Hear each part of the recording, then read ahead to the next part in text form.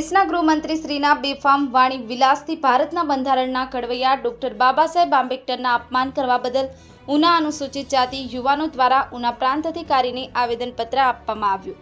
ઉના ત્રિકોણ બાગથી bike rally કાઢી પ્રાંત કચેરી ખાતે આવેદનપત્ર આપવામાં આવ્યું।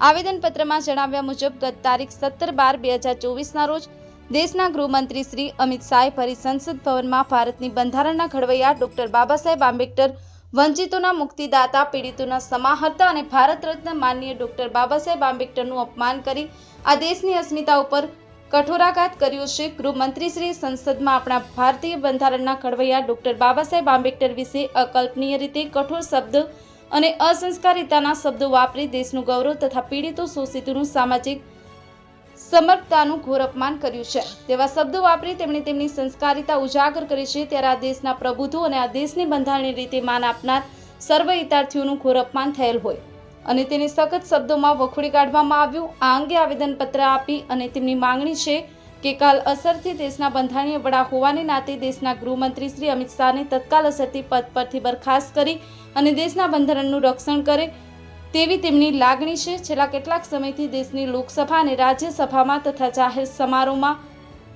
આ દેશની આઝાદી માટે મરી મીટનારા શહીદો અને મહાનુભાવોનું છાસવારે ઘોર અપમાન કરી દેશના ગૃહમંત્રી અમિત શાહ અને તેના સમર્થકો, શાસકો આ દેશનું ઐતિહાસિક મહત્વ ભૂસવાનો હીન પ્રયાસ કરી રહ્યા છે।